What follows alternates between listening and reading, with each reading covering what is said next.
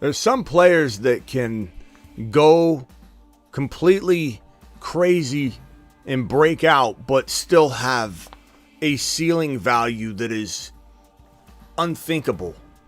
And I think you're looking at a kid right here in Trey McBride, Arizona Cardinal tight end, that doesn't just have, like, we see it coming potential. I think no matter where he gets drafted, he can absolutely explode from that territory of where you're thinking he ranks at. Redraft tight ends Laporta, McBride, tier break. I don't care what anybody says. There are players we're going to talk about in a minute that need to be talked about at 3, 4, 5. Rivals maybe to McBride, but not walking into 2024, August, June, July, September. It is Laporta, it is Trey McBride, and it is tier break, and it is the Fantasy Football Show live. File in.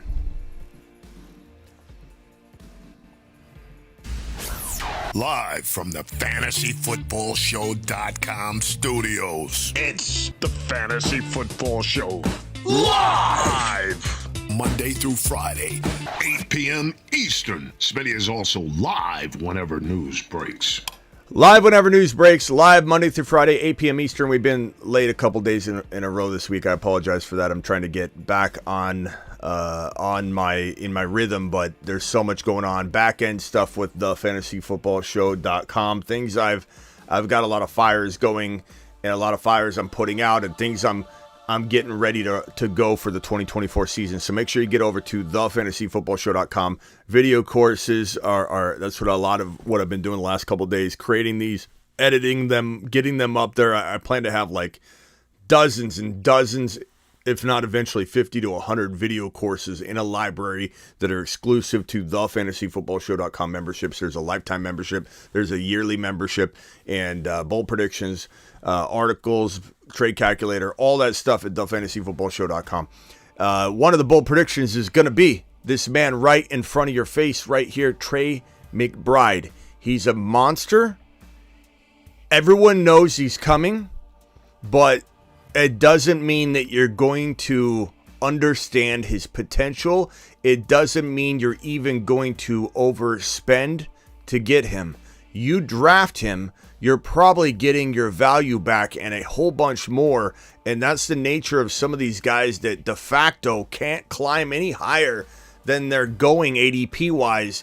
A guy like Stroud, for example, will probably go around 3 or 4, probably have the potential to be, in hindsight, worth a lot more than that, but he probably won't go higher. Or in the case of Joe Burrow, round 6, 5, 6, 7, probably round 6, 7. That's a fantastic value. There are players that have so much ceiling value in relation to their ADP. Now, maybe somebody takes him higher than I'm expecting, but I'm not expecting anybody to take him anywhere near Laporta. I think he is the second or third, depending on the league mates you're drafting with and how much they know what time it is. But I don't know that he's going anywhere near Laporta's ADP. We'll have to see.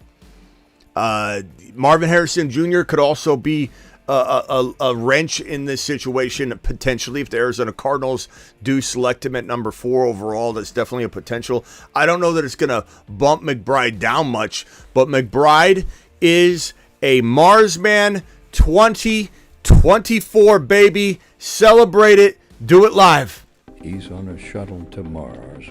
Mars man.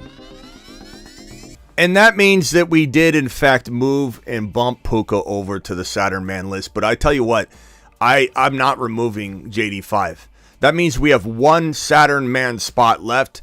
Congratulations to Puka. We just bumped him up to make room for more Mars men. Puka Nacua, you are graduated to the Saturn men list, which a lot of you wanted, and I agree at the end of the day. The Saturn men. One small step for man, one giant leap for Saturn. There they are. Look at them. The only one that doesn't feel like they belong is JD5, but he will. But he will. And I plan to try and make this number 8 overall Saturn man, another JD5 splash. Somebody a little deeper. I want 2 extremely deep calls on the Saturn man list. Puka is a great addition there. I love this McBride character. He's a phenomenal player. If we look at the tight end finishers from 2023, Laporta and Evan Ingram was surprisingly so high. It really is just this, not just, but 963 yards is great, but this 114 receptions that Evan Ingram had, 114 receptions is actually really crazy. It's also crazy that Travis Kelce still finishes tight end 3, and it's got to make us think that he's still top 4, 5, 6 capable. And, maybe we circle back around and take Travis Kelce in a lot of drafts because he falls to like the 4th round or something like that. I don't really know where he's going to go. I do know he's falling off talent-wise. I do know falling off, he still scored as tight end 3. That's still pretty remarkable, but he'll fall off even more this year, though. So it depends where he goes. I'd much rather just bank on one of the upcoming tight ends, like obviously McBride, but he's going to go way above Kelce. But I like Bowers. I like Bowers more than I like Travis Kelce. I'd rather bank on this guy Bowers who, oh, wait a minute, he's a moon man already. The moon men dropping loads in outer space. No, we didn't forget about Bowers. Bowers got christened on the moon man list before McBride even cracked the Mars man list. Bowers is probably my favorite redraft and dynasty tight end 3-4. Okay, dynasty 3, redraft 4. So like I'm not in the business of drafting Kelce when I can get Bowers, I can get McBride, I can get Laporta. And I think Kelce, Kittle, Hawkinson coming off an MCL and ACL knee injury is devastating. He's no more valuable in redraft than Kelce or Kittle. Getting older. These two guys getting older, there's risk involved. And everybody wants to think, oh, Kelce did great this year. He certainly did, but you can't expect Kelce to replicate what he did. He's an injury-prone tight end that's got a lot of miles on him and it felt like he skated by this year without getting hurt. But him, Kelce, Hawkinson, Kittle, all going to be in a similar tier that is probably below Ingram because of what Ingram just did. It's hard to imagine Ingram doing that again, but McBride climbs up. McBride wasn't used until later in the season. Let's make sure we understand that because McBride, I think this is McBride's game log. As you see McBride's game log, in weeks 1 through 5, he wasn't even utilized. You're talking about red line numbers all the way down the board pretty much, except for week 2, he got 3 targets. Whoa. Everything's redlined. Everything. Just no usage. Even week number 5, 3, 2. And you could say, okay, week number 6 is about when things started to maybe start to pick up 62 yards, no touchdown. Week number 7 right here, if you go across there, 6 targets, 329, 0. So still hasn't really picked up. It was like a little blip, maybe this guy, we'll use him a little more coming off this week 6, right? So it really didn't truly kick into gear until week number 8. That is literally halfway through the season that McBride did what he did. And if McBride is getting this amount of targets, look at that target column right here, straight down the middle of or the right side of the screen. 6 targets in week 7. Then in week 8, 14 targets, 10 receptions, 95 yards, a touchdown. 5 targets, 22 yards, no touchdowns. But then 9 targets, 7 targets, 9 targets, 9 targets, 11 targets, 8 targets, 7 targets, 6 targets in week number 18. We're talking about yardage totals of 95, 22, 131, 43, 60, 89, 102, and then kind of tailed off a little bit, but got 3 touchdowns in that weeks 8 through 18 time frame. The sky's the limit for this kid, and more importantly than that, it's more about the eye test when it comes to McBride. It's not so much the numbers. It's that when you watch him, it's like he's playing Pop Warner with a bunch of players that are completely not on his level. He's a maniac. Even my Niner buddies, Raj and those guys, they said they were at the game. Raj flew out from California, went to the Cardinal game, and he texted me and said, this guy is a problem. And we don't have an answer for him. He's just out there terrorizing the defense. And that's what he is a terror. He's like David Njoku if Njoku could stay healthy his entire career. He's just a menace on the field. He's not just a good route runner. You know, he's not just going to be in the right place at the right time with the right volume and he catches it and falls down. I'm not saying Hawkinson's that, but Hawkinson and McBride, I have a whole lot more, expectation of being able to purely climb up and dominate the position for McBride more than I do Hawkinson, who's coming off two really bad knee ligament injuries, MCL and the ACL. So I don't even know where Hawkinson's going to climb back into for me in the next couple years, to be honest with you. Now, knee injuries, obviously you can overcome them at a young age. Ziggy, how old is TJ Hawkinson? TJ Hawkinson is 26 years old. 26 years old. 27, not a spring chicken, not an old man, but 26 years old. He'll be entering his 27-year-old season, right? Because he turns 27 in July. Turns 27 in July, and he's going to have a rough year, and then he'll be 28 the next season. Look, you're talking dynasty. This isn't, Hawkinson's not even in the conversation. He doesn't even breach the conversation of McBride's territory of value. In redraft, not this year, but next year, maybe he's back right below him. Maybe he's tight end 4 or 5 capable for sure. I mean, that's not an old man. Travis Kelce did it at, 34. It's not like Hawkinson can't at 30 and 31, but that is still a drop-off age for pass catchers.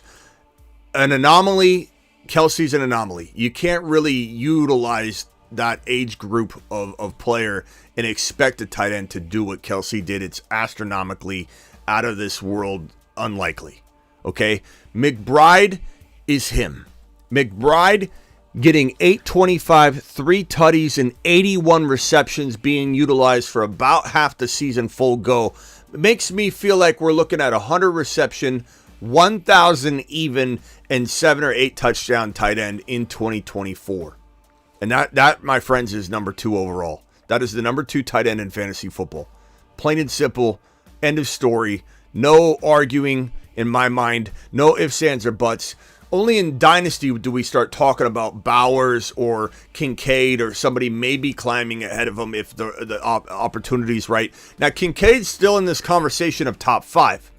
I really believe Kincaid is kind of writing his own story right now that's continuous because he's still in the playoff race. He's still in this playoff hunt to try and march down game after game, show how good he is, and make it to a Super Bowl appearance and showcase his upside and ability. And we said this before the playoffs even began, that he kind of hit maybe a late rookie wall at the tail end of the season, and he break through it and kind of go upward like a lot of rookies do. Like Laporta hit a little bit of a rookie wall. All rookies do at some point. Usually it's weeks 9, 10, 11, 12. Laporta was kind of flat for a little while, if you remember correctly, and then he kind of started to shoot up again. All these rookies do that. That's just natural processing, mental hurdles, things that you get tired, you get taxed. You're used to, even mentally, you're used to a shorter college season. You just hit a rookie wall. It's going to happen. And at the same time, the good ones push through it, and Kincaid just kind of got unleashed late. Got unleashed in a weird way. It was like kind of sporadic, but unleashed late. Didn't really get to where he needed to get to until mid-season, and then he kind of hit this lull right around that week 15, 16, 17, 18 territory, and then all of a sudden he starts looking really involved again. And what I said before the playoffs started is starting to happen. He's getting his shot right now. He's telling his story. He's extending the picture and drawing a picture of what is going to be in store for 2024. And I think he has an opportunity with a couple big games here, a couple 80-yard and a touchdown games, whatever, to impress fantasy owners enough that he starts climbing into the top 4, top 5 conversation for next year. If he doesn't, if he has 30, 40 yards, no touchdowns, and let's say the Bills lose this game against the KC Chiefs and he exits the playoffs without a big, huge game, then I could see him dropping outside the top 5. We are a fickle people. We are very reactive as a fantasy football populace, and we're going to be knee-jerk about what have you done for me lately. And so McBride, everybody on the mind of everybody is this man's an absolute stud. Laporta, this man's a stud. Even if Laporta doesn't go out with a bang, he still earned his keep. McBride earned his keep. Kincaid is earning his keep back, and people will be fickle with the end result or be very, very excited and motivated with the end result. So Kincaid, Bowers, some would say Hawkinson, Andrews coming back from injury and looking pretty good according to today's report.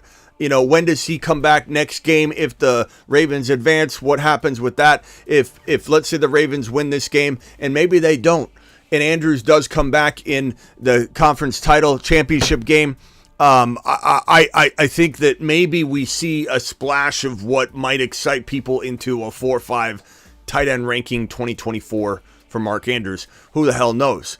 Other tight ends that fit the bill, obviously Evan Ingram, I just showed you, finished his tight end 2. He had a remarkable year. He deserves to be talked about. Kittle deserves to be talked about in a redraft context at 3, 4, 5, somewhere around that territory. Kelsey still deserves it, but it depends on his ADP. And Njoku's absolutely 100% in the mix for this conversation. We have to think Njoku, is an injury risk, but does he belong in the likes of, around the likes of guys like McBride or right below McBride, or at least very easily above players like Kincaid if Kincaid doesn't finish on a tear? Yeah, I mean, Njoku could be tight end 3.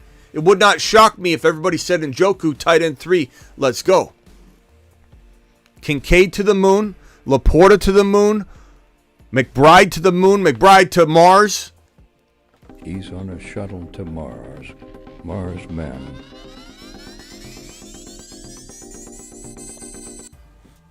That's what we're here to do. That's what we're here to do today. And we accomplished it. And we got, I think, some of you excited about it. Some of you aren't maybe sold on him. I don't know. I can't imagine why you wouldn't be sold on Trey McBride. The only thing that could come to mind would be, Marvin Harrison Jr. is going to crap all over his potential or opportunity.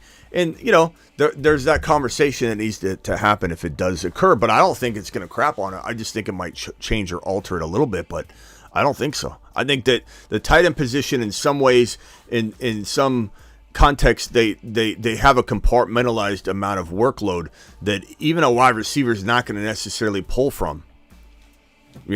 I think that McBride's going to have a certain amount of workload that's just sitting there waiting for him.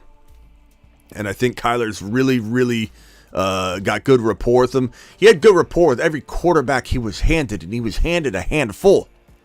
It wasn't like McBride played ball with one quarterback and played well with one quarterback. Oh, another quarterback comes in, there's no rapport, he vanishes. No, this guy stepped up at every turn.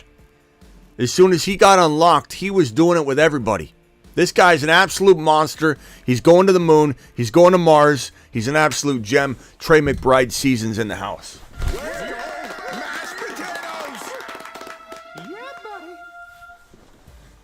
Let's hit the phone lines to see if any of you have any Trey McBride questions. We're going to do 30-second phone calls right now. So make it quick. You're going to be timed. And your boy is not putting up with any long questions on this little segment. Dial in. Call into the show. Call into the show.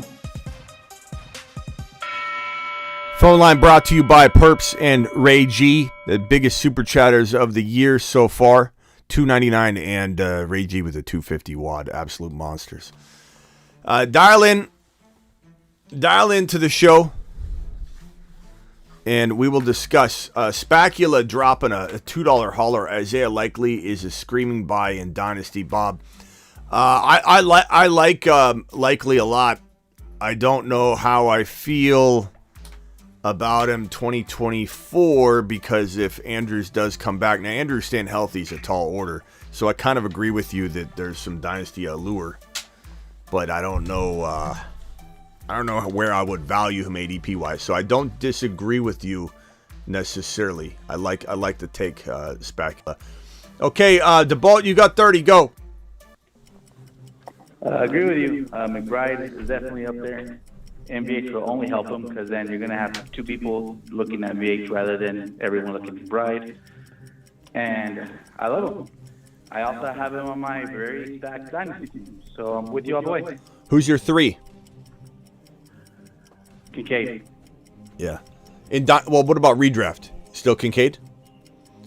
Yep. Okay. I like the take, bro. I think Kincaid. Hopefully, Kincaid becomes that. I mean, hopefully he doesn't, but hopefully he does. There's a lot of times where I'm like, okay, I don't want him to blow up because then we're gonna all see him coming. But at the same time, I'd rather him blow up and get cemented in than have some obscurity going into next season and then him miss the opportunity. You know what I mean?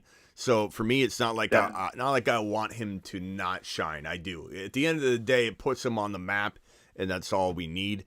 Not being on the map is a risk walking into next year. So let's hope he explodes. All right, bro. And Call back in. They may not have Knox next year. So, yep. Yeah, you got it. All right, later. Yeah, I mean, and the other thing too is like you look at these offenses, fantastic offense. You look at these offenses. Look, the Cardinals are playing like pretty good football, and they're going to get better. So the offense is very solid for a tight end. And then Kincaid's offense is fantastic. We don't know where Bowers is going to land, but Bowers is quietly we have a question mark there of what his offense is going to look like. He's quietly my 4. So Laporta 1, McBride 2. I would say Bowers and Kincaid are my 3. And probably like a combination of Njoku and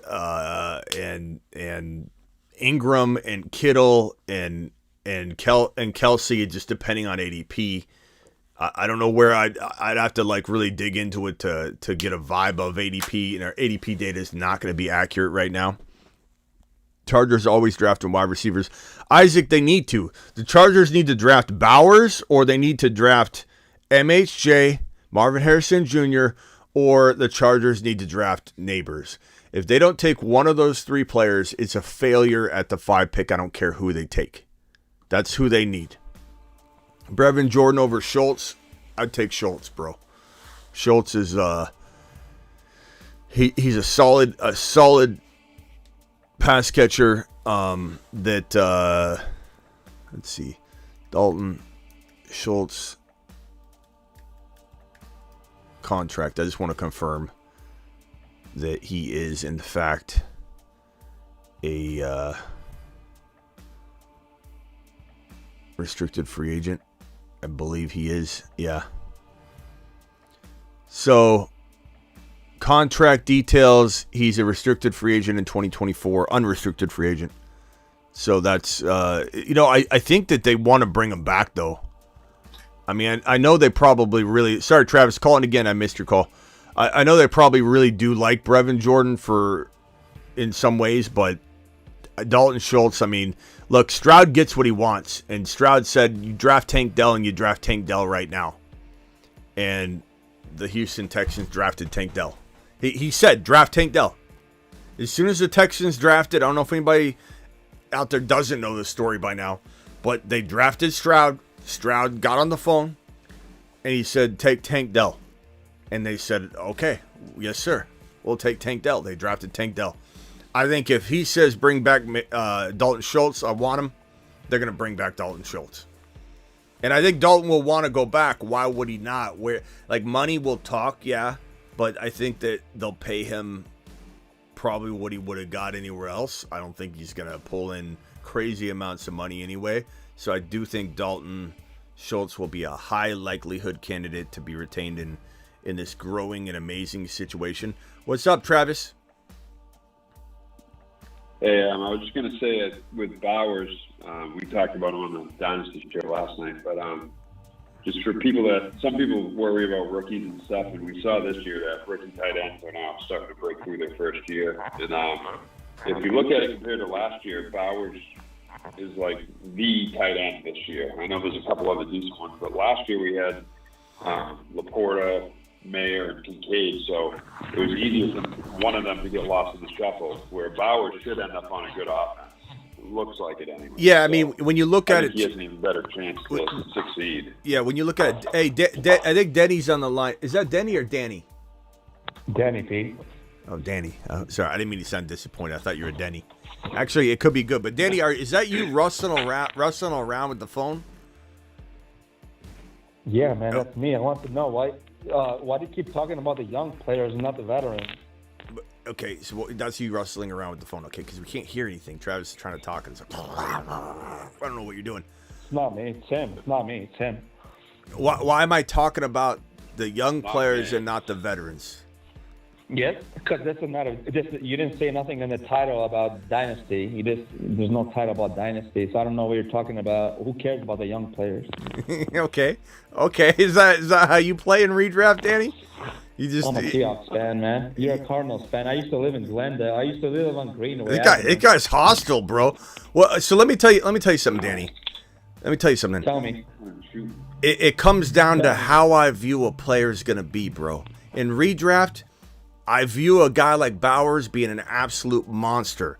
Guys like Kittle are injury prone, and while I think their values could be great, their ADP could be great, I could draft Kittle up and down drafts next year depending on where his ADP is. Same thing with Kelsey. You heard me say that. Did you not watch any of the show, bro? I said Kelsey might be a guy we swoop back in and grab, is what I said, almost exactly word for word. But what is this? Yeah, what is this defense of older players you're coming in with this aggression? When I'm literally gonna tell you, if you've watched my show, Danny, I tell you who I believe is going to be the best player, and that's how I rank. It's not about how old you are. That's in the future. That's not in the. Oh, present. it is. Okay. So we can't predict. So a young player can't outproduce a veteran by your standard here. All right. Would you have? Porter was the number one tight end. You're the number one tight end, and you can have him in the 7th round. What's your point? Like, who am I missing? Who am I missing? A Seahawks? Is this Seahawks player you want in my top 5 rankings? What are we talking about here? Where am I missing the boat? Where am I missing the boat, Danny? You're missing something, like mentally, though. Oh yeah? Okay. Thanks, I think Danny. you're on Adderall. You're on Adderall. Okay. Thanks, Danny. Thanks. God, that's probably the worst take we've ever had, I think, on the channel. I don't think we've ever had a caller that was worse than that. Like, just like in terms of like, he's hostile because I think the younger tight ends are better than the older tight ends in redraft, and then he has literally nothing to say. Yeah, you sing. Yeah. And it must be on something. It must be. What if I was on something? Does that make me a bad person? Like, what are you talking about, bro? What if I needed something? What if I was on something because I needed it? And I'm not. I'm just saying if I was, that's offensive to people that might need something like some sort of medication. Like, what are you talking about, bro? Unbelievable. He's perfect. He's got it all figured out, so we shouldn't. Yeah, I mean, honestly, we should just subscribe to his channel. Yeah. End the show. Go to his channel. Yeah. What am I doing here? He was very angry that I even mentioned the word dynasty. All I said was we talked about him on dynasty last night. That wasn't a good. Yeah, he might have been mad because I said I thought you were Denny. I'm sorry, bro. I didn't mean to sound disappointed when I was like, "Is this Denny or Danny?" Because I wrote it in, it looked like Denny from far away, but Seahawks fan. Like, I wonder if he was. I don't know what he was expecting. No offense.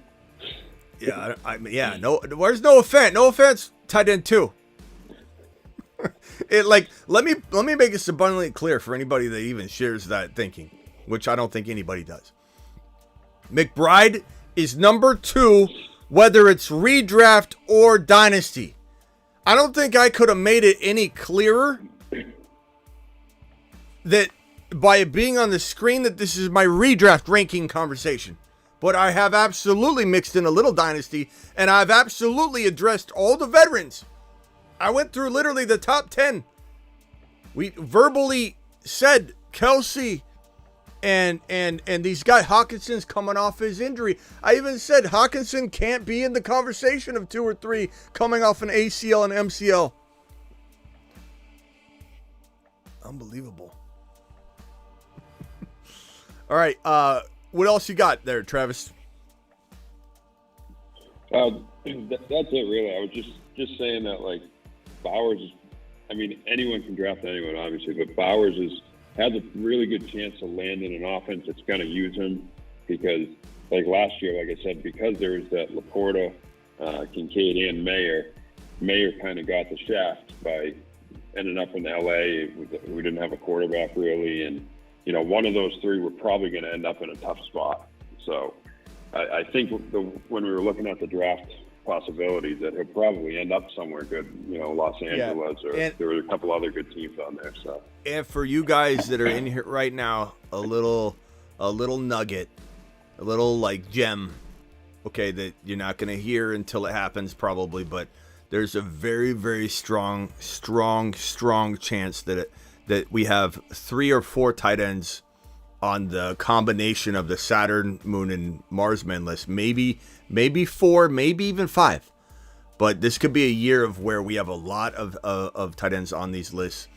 And one that's going to be probably on the Moon men list, I'm not 100% on this, but his name rhymes with Michael Payer.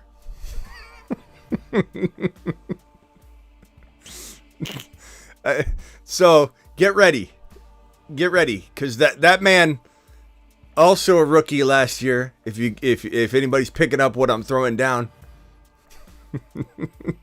last name rhymes with Slayer. Slayer, that's a good one.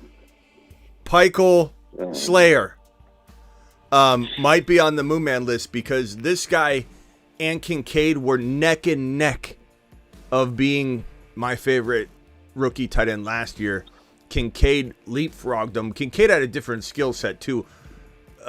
This guy we're talking about, might as well just spill the beans.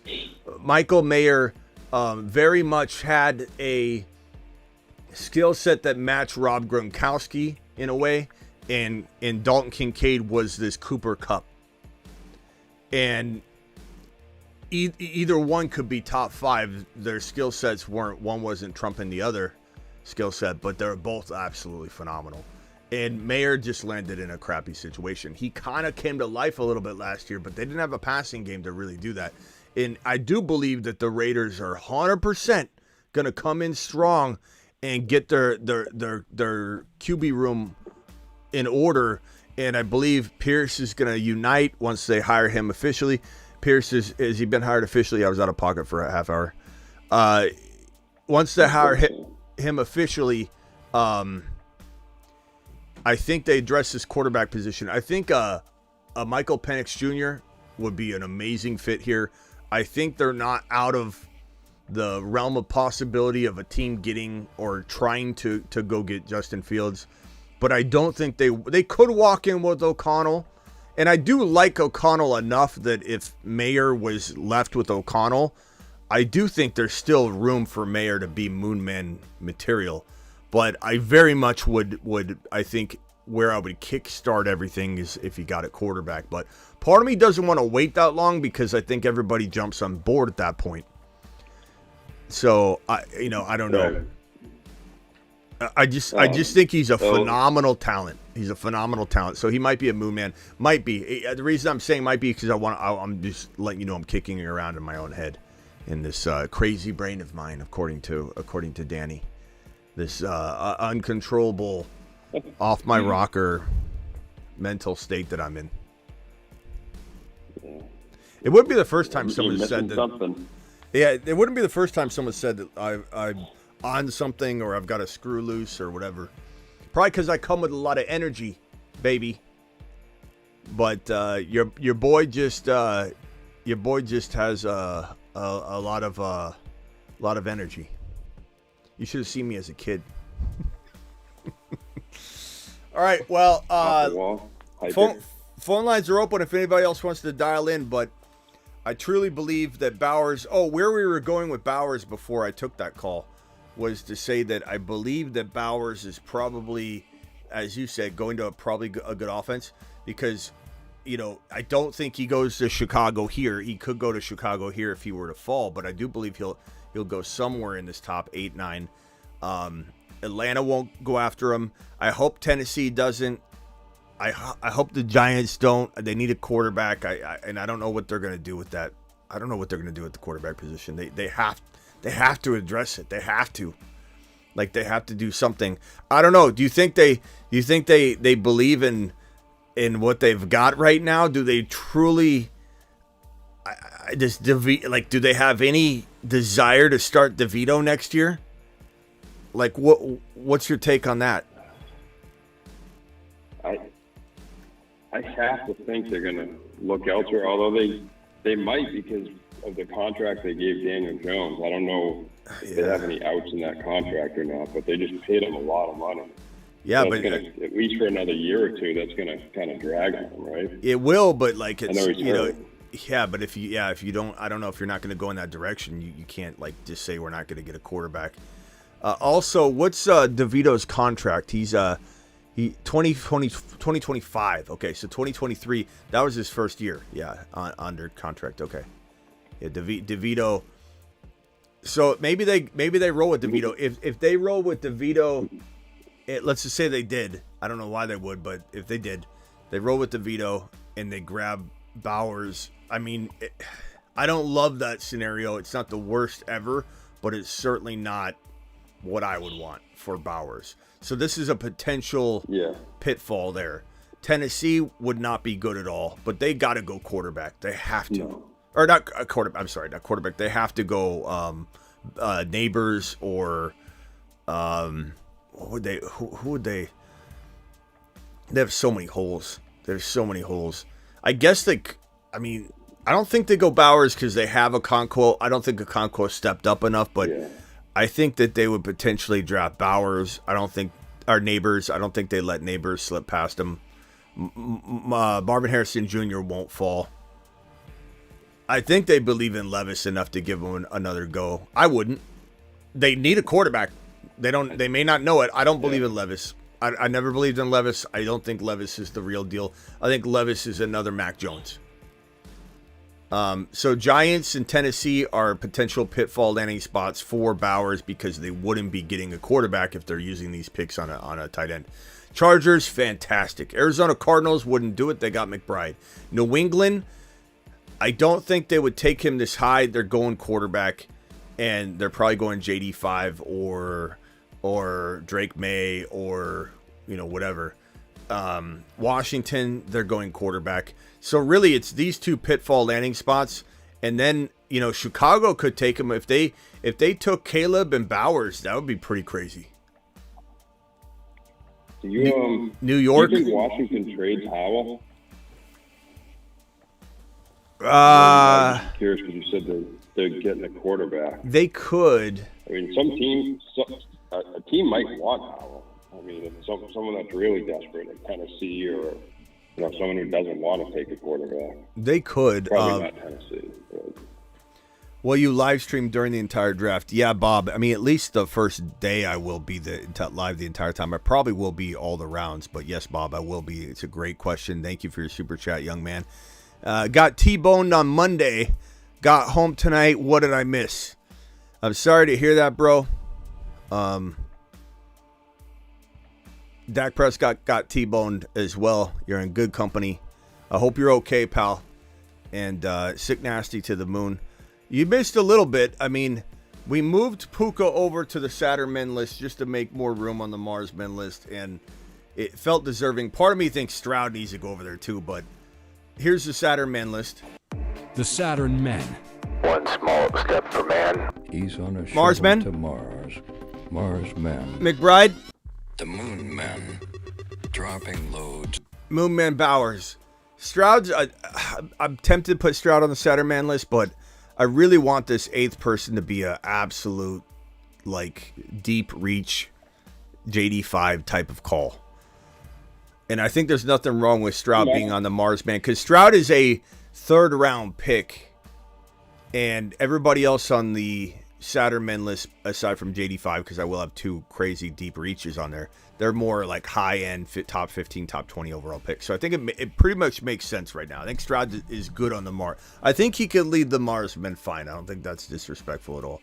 I was going to say the Marsman list is nothing to sneeze at. Like, No. I don't want people to forget about that either. Yeah, don't forget about it. That's an elite list. It is. It's got its own, I mean, maybe someone even wants to go to Mars over Saturn. Mars you can land on. Saturn's a lot of atmosphere. Yeah, more inhabitable. There's maybe a core at the very center, but you got to float over there. You know what's crazy about the Saturn rings? Ziggy, how wide are the rings around Saturn? Saturn's rings are incredibly wide, spanning approximately 175,000 miles from its innermost to outermost edges. These rings are composed of particles held in place by Ziggy off. They're 175,000 miles wide. 175,000 miles wide. But do you know how tall they are, the rings?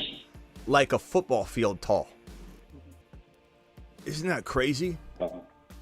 Saturn, yeah, Saturn is wild. That's a crazy. Let me see if I'm correct on that. Ziggy, how tall are the rings around Saturn? The main rings of Saturn are typically 30 feet, 10 meters in vertical height. 30 feet. 30 feet, not even a football field. 30 feet. That's crazy. It's like a telephone pole. 100. Telephone pole. Yeah. 150,000 miles wide are the rings, 30 feet tall. That's crazy. That's why we love Saturn so much. Saturn's an unbelievable planet. But it's a gas planet, and so the core is very, very small. And it's mostly Ziggy off. It's mostly atmosphere, like. But yeah, Saturn's crazy, bro. So yeah, Mars is nothing to sneeze over. Part of me thinks, if I was heading toward Saturn, instead of trying to navigate through all of the ice and rocks, I would just go up 30 feet and travel with nothing, no debris. Just go straight in. I'm just saying. Probably the clearest path. That's crazy, man. So, technically, I wonder if you could walk all the way across to Saturn in a spacesuit with...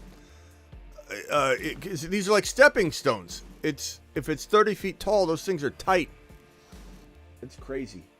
All right, Aaron with the super chat. Appreciate you, Aaron, dropping a wad here. Aaron says, Titans owner already said she wants to build around Levis. That's why Mike Vrabel was fired. Thank you. Appreciate you, Aaron. Yeah, I like I said, I don't believe in Levis. They believe in Levis. I don't believe in Levis. Maybe he proves me wrong. He very well could, but he just seems like maybe he becomes a Baker. Baker's done very, very well. He's lingered in the league, and now look at him. He's not an elite quarterback, but he's doing it. Could Levis prove me wrong and be linger around and do what Baker's been doing? Maybe. That's the most he could ever be to me.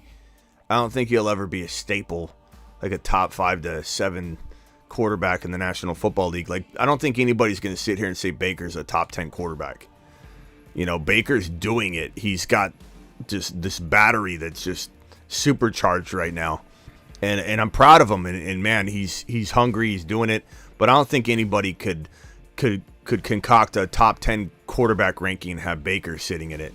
I just think Levis is going to be mediocre at best. Could linger in the league for a while. Doesn't mean he'll fail out right away or anything, but I don't think it's a team you build around.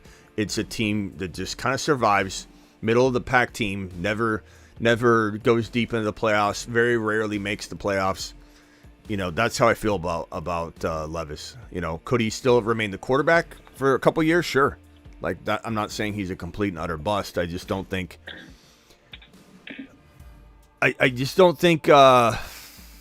if they drafted Neighbors, I think I'd be disappointed. I think Levis could get him the ball though. So at some point I would like let go of it and say, hey, you know, he'll survive.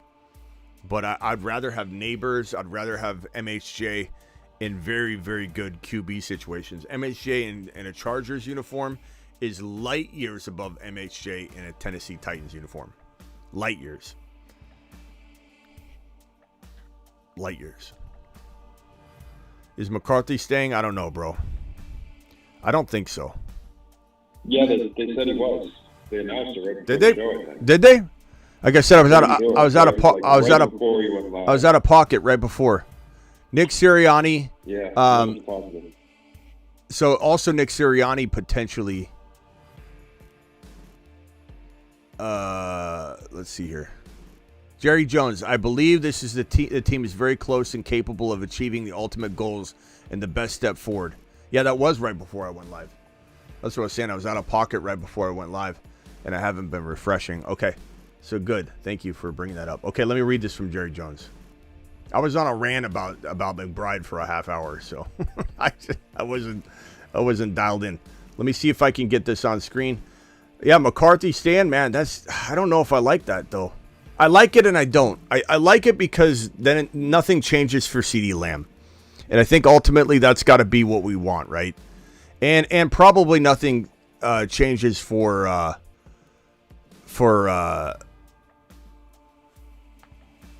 yeah, okay, so here it is. McCarthy committed to the NFL. Yeah. Part of me wonders, we'll go over that in a second. Let's get to this Jerry Jones thing. I believe this team is very close and capable of achieving our ultimate goals, and the best step forward for us will be with Mike McCarthy as our head coach. There is a great benefit to continuing the team's progress under Mike's leadership as our head coach. I mean, this is good. This is good news. I don't know that it's the news that I think Dallas Cowboy fans will want to hear in terms of like, but I don't know what the alternative is. Like, even if you take McCarthy away, I don't know that they get better. I think you're just rebuilding and it takes a while and you might as well try one more time. Yeah, you know, I guess at the end of the day, I think you should stay. That's good. That's good. That's great. I think it was him or Belichick. That's great for CD. Like it was going to be one of those two. Yeah, I guess that's also where my mind was going initially when I said it's bad news, is because we don't want Bill Belichick available for the Falcons. But I don't know. Part of me is like, I don't want CeeDee Lamb to be unseated, you know, and put in a vulnerable situation. You know, CD would have been greatly affected if McCarthy left and another coach came in like Bill Belichick. If Bill Belichick came into this situation, bro, it wouldn't have been good. All right, let's put McCarthy. Let's change the coaching board. McCarthy locks in to the Dallas. Oh, we didn't even have him on here yet. Okay, yeah, I didn't. I guess we could put him on here somewhere, but we'll just leave it. Yeah, we probably should. I mean, it's an important. Yeah, it's a big one. Even though it's a retention. I guess it's right. It still feels like it's maybe needed to be on this board. So let me put on. I don't have a picture of them, but let me go ahead and put this here. Dallas Cowboys. I mean, ultimately, they're like the best. They were potentially the best spot. Dallas. Well, that's what I was also getting to. Is it seemed like there was some Sirianni news that just broke here.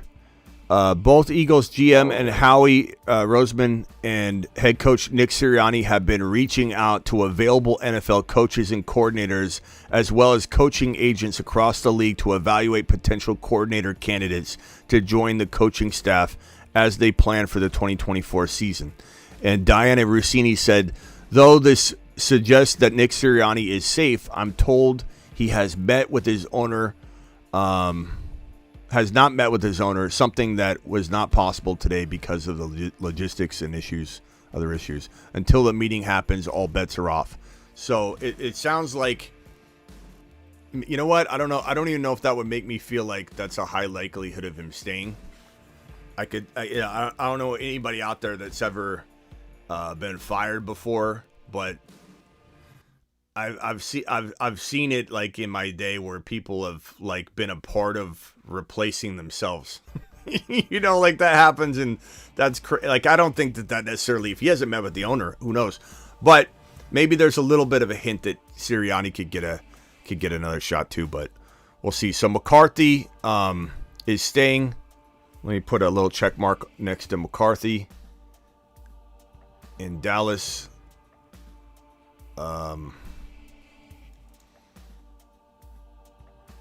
I'll deal with that later. I'll put McCarthy up on this, but McCarthy that's cemented in. But that definitely makes Bill Belichick to Atlanta a little bit more likely, which scares me to death. If Bill Belichick goes to Atlanta, where are we ranking Bijan, or how does that affect your Bijan ranking? I mean, he did have a good. I mean, look, as scary as it is. I mean, Stevenson was good for a while. But damn, man, I don't know. I'd have to know and I'm not sure you're asking like this second, but yeah, this second. I would have to know who the quarterback is there. But right now, I probably wouldn't knock him that much. I don't think he's going to ruin a talent like Bijan. I don't.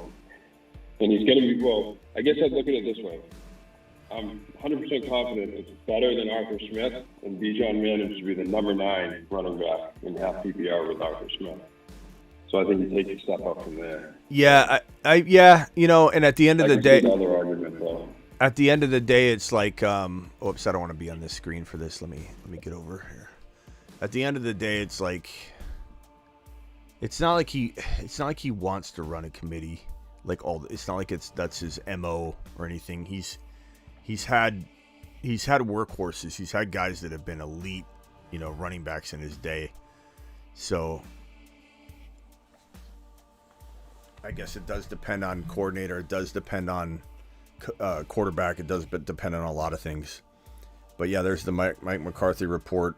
Again, the Nick Sirianni report is NFL Network. Ian Rappaport reports significant changes are expected amongst the Eagles coaching staff after head coach Nick Sirianni's meeting with owner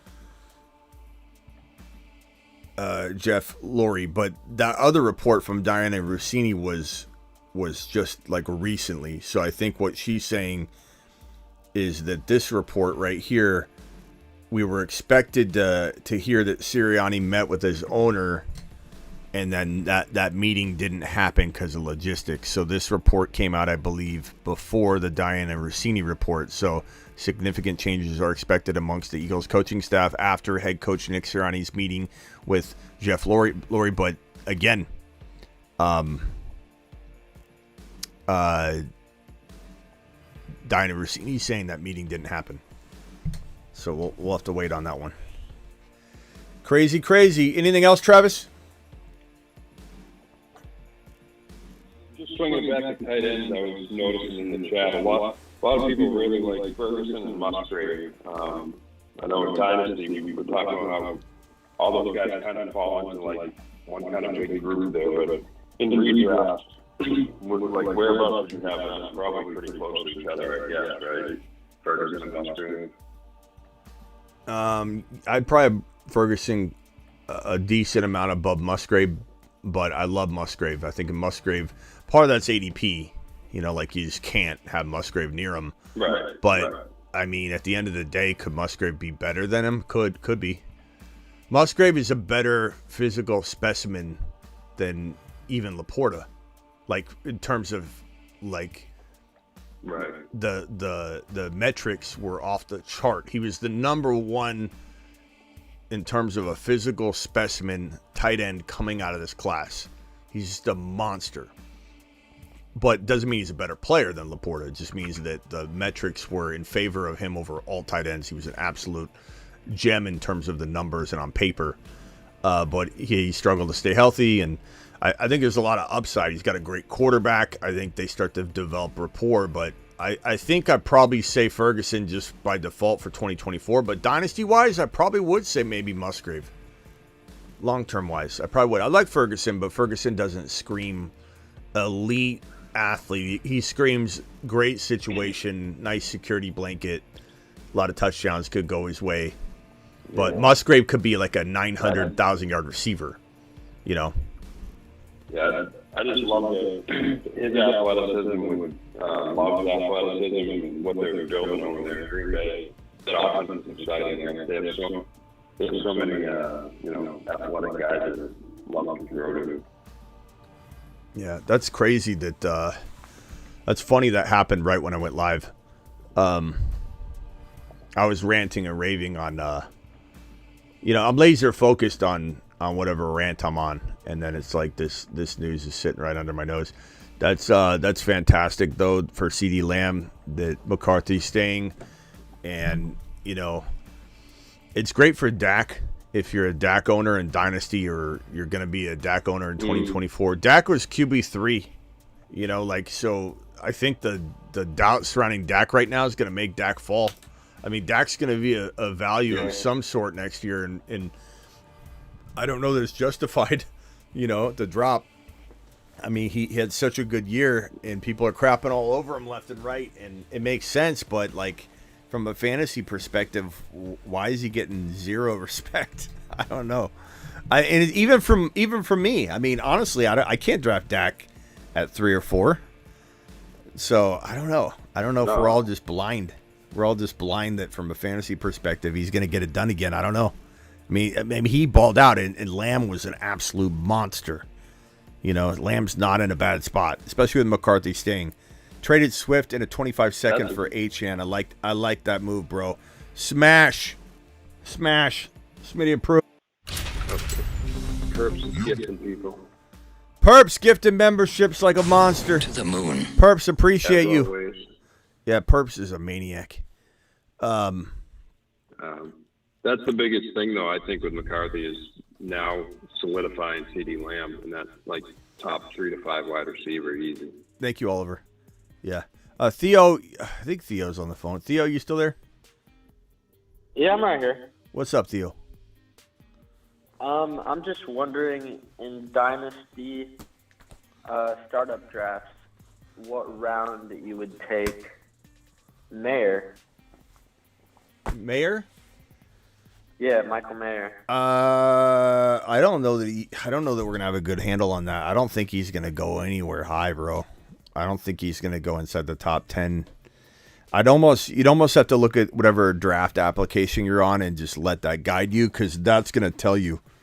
I don't think anybody's gonna know, and I don't think anybody's gonna go well outside of bounds to grab him. I think if he's within a scroll, like a 4 or 5 player scroll on your wherever you're drafting, then you better take him if he's your guy right there. But I don't think anybody's dropping down 12 tight end spots to grab him or anything. It's gonna be he's the 3rd or 4th name listed. Everyone, when you get that deep into a draft, pressured by what people will think, how early you're taking somebody, and you're also trying to impress people too. You want everybody in a dynasty league wants someone to go, great pick, but I don't know that someone's reaching 4 tight end, 5 tight end spots so right around that territory. Don't let him be the top guy hovering there, But I don't know. I don't think he's going in the top 10 rounds. So after how many tight ends would have to be off the board? I don't know. All right, you got to take them. I don't know. Like I said, you're gonna have to look at your tight end rankings, bro, and just when you're on the clock. I don't know. Do you have an application that are you drafting on Sleeper, or can you pull it up? Yeah, Sleeper. So do you have a draft room? For ADP, ADP is not updated, but right, I know. So look at the 107, 107 overall. Yeah. Every player on Superflex. What tight ends are above him? Superflex. What 3 tight ends are above him? The tight ends above him are Njoku, Waller, Freiermuth. Yeah, and then Ingram and Komet are right behind him. Yeah, that ADP is really bad because Njoku's going to skyrocket from that. You can't even use that. Yeah. Problem is, you guys are going to draft, and it's not going to be probably updated in time. They didn't update that thing until it seemed like they never did. I don't understand what they did with their ADP last year. I don't think that they're going to update it. I've just been using Keep Trade Cut to see where their ADP is horrible, bro. Yeah. All right, man. I don't know. I would say he's inside my top 15 tight ends, but I don't know that he's going to be in everybody's. It wouldn't surprise me if he was around 14, 15, 16, 17. But he's definitely in my And in a half-point tight end premium, at the 105 for the rookie draft, would you take Neighbors over Bowers? Or Bowers over Neighbors, I mean? I probably would take Bowers in a half premium. Yeah. All right, bet. Yeah. Thank you. All right, later, bro. I'll see you on the Dynasty channel later. Yep, later, pal. Yeah, I think I'd probably take Bowers. Maybe not in a non-premium, but even 0.5, I probably would. Anything else, Travis? No, that's all. I'm all set. All right, man. We'll see you on the Dynasty channel tonight, maybe. All right, later. Later, pal. Well, looks like we might have another super chat here that I didn't get to. Hold on one second. Maybe I did. It was Oliver's. Thank you, Oliver. Appreciate your super chat. Thank you to Oliver. Thank you to Spacula. Thank you to Sick Nasty. Thank you to Bob. Thank you to Aaron with the double tight end drop that he dropped. Thank you for that, pal. Thank you, Oliver. Yeah, so if anybody missed it, if you're late, Mars Man Extraordinaire, Trey McBride. He's on a shuttle to Mars. Mars Man. Saturn Extraordinaires. The Saturn Men. One small step for man, one giant leap for Saturn. We threw Puka over on that because he's just too high octane to be on the Mars Man list. I mean, anybody that's getting drafted in the top 12 to 13 needs to be on that list as a way of saying these are the big dogs you rely upon. These are the big dogs that you trust inside the top 15. Now, granted, JD5, who's also on the Saturn Man list, he's the only odd man out, essentially, of being an absolute lock of a top 15 player, because he's not. He's a rookie. He won't even be close. I'm going to put one more big deep dive player in that 8 spot. So 2 Saturn Men will be deep shots, and 6 of them are top 15 locks. Just the 16 monsters we love. All right, before I go, Rock Out's dialing in. Mars Man, Rock Out. You caught me right when I'm stepping out. What can I do for you, pal? Yeah, I noticed they have JD5 going to New England in one of the mocks. Would that take him out of the Saturn Man? No, because Bill's not there. So I kind of like that in a way. I mean, I kind of don't hate that as much as I would have. Bill doesn't know what he's doing with quarterback development. And I don't know, that's what's going to scare me about Atlanta. But I think it's just going to depend. Will Bill... I'm not saying Bill doesn't go to Atlanta and then they get the quarterback that they need and then I start feeling more comfortable. But I don't know. I don't know what to think, bro. I think I don't want Bill around my quarterback. I don't know that I care as much of Bill being around my running back, if that makes sense. I don't want Bill coaching up my rookie QB because of the way he doesn't surround them with enough talent. But Bill going to Atlanta where London and Pitts and Bijan already exist and they get a quarterback, I'll be more okay with that than going to New England with no weapons. Because if Bill was in New England still and they had to use this number 3 overall pick, let's say they took JD5, they still got no one to support JD5 with. But if Bill goes to Atlanta and they draft, let's say my boy Penix Jr., Michael Penix Jr. goes to Atlanta here. He's got a lot of supporting cast, so I'm more okay with that. So it just comes down to Bill in New England was not good. So Bill in Atlanta's okay, and Bill not in New England with JD5 in New England is okay. I kind of feel like JD5 is going to Washington, bro. You know why I feel that way? Because I believe in Peters. I think Peters is an absolute monster, decision maker and talent, scout of talent. And I think that he knows how good JD5 is. And they're going to get JD5.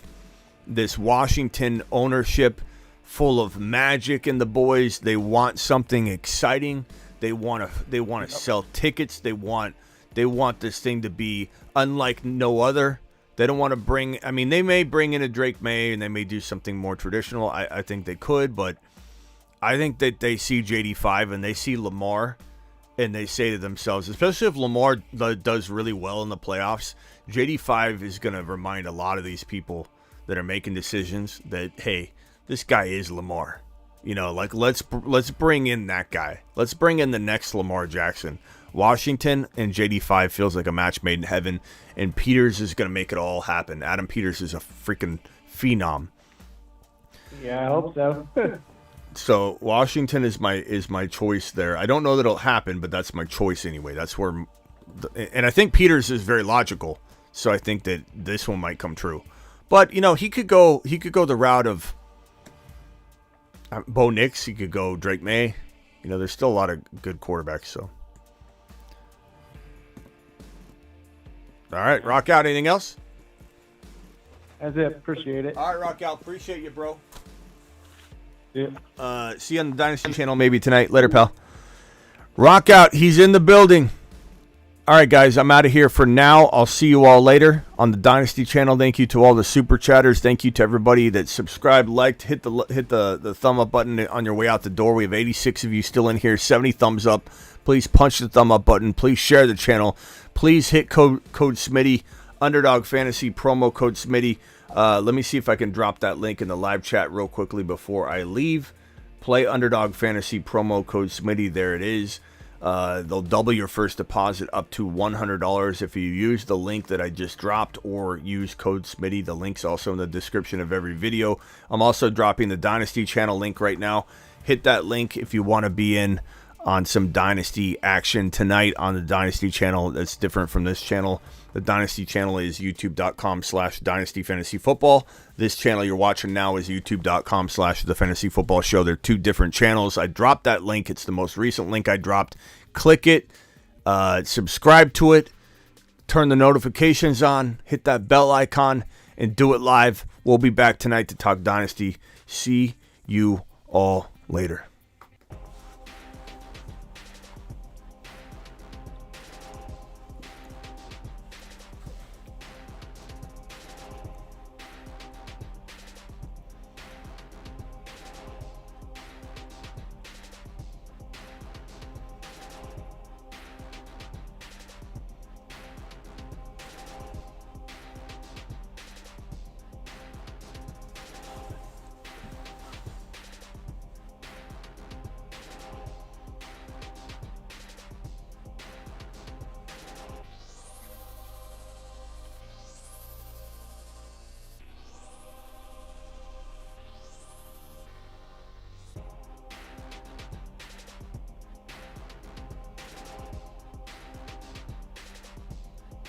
Thank you to my mod squad, Blackbeard. Blackbeard, appreciate you. Travis Rowe, The Bolt, Sick Nasty, Vampy. Any of my other mods that are in here. See you all tonight on the Dynasty channel.